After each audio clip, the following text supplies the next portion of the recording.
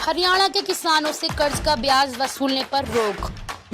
पहले वसूला गया ब्याज भी लौटाने के आदेश। पहले 4% से बढ़कर 7% किया था। हरियाणा के किसानों को अब फसली कर्जे का ब्याज नहीं देना होगा। सरकार ने अधिकारियों को आदेश जारी कर दिए हैं कि किसानों से ब्याज की वसूली ना की जाए। इससे पहले सरकार ने 19 अप्रैल को एक आदेश जारी किया था, जिसमें फसली ऋण का ब्याज 4% से बढ़ाकर 7% कर दिया गया था।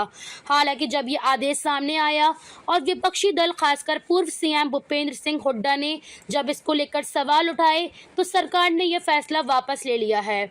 इसको लेकर कोऑपरेटिव बैंक के महाप्रबंधक की ओर से अब एक आदेश भी जारी कर दिया गया है, जिसमें कहा गया है कि लोन पर किसी तरह का ब्याज नहीं लिया जाएगा।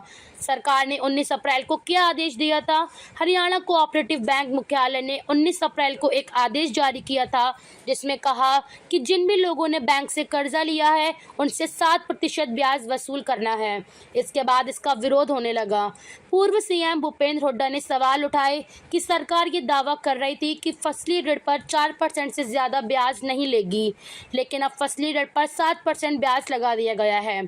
किसान पहले से ही प्राकृतिक आपदाओं से परेशान हैं। इसके बाद ये कर्ज पर ब्याज का बोझ किसानों को तोड़ देगा। उन्होंने सरकार के इस फैसले को तुरंत वापस लेने की मांग की थी। सरकार ने आदेश बदलकर क्या कहा?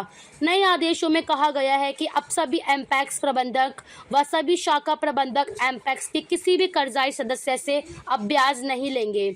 अगर किसी से ब्याज वसूला है तो उसे वापस लौटाया जाए। नए आदेश में बैंक महाप्रबंधक की ओर से हिदायत दी गई है कि आगामी आदेश तक पहले की तरह ही बगैर ब्याज की रिकवरी करें, जब तक मुख्यालय से कोई आदेश नहीं आते। इन आदेशों को तुरंत प्रभाव से लागू करना सुनिश्चित करें। बीज, खाद, कीटनाशक के लिए मिलता है कर्जी फसली कर्जा।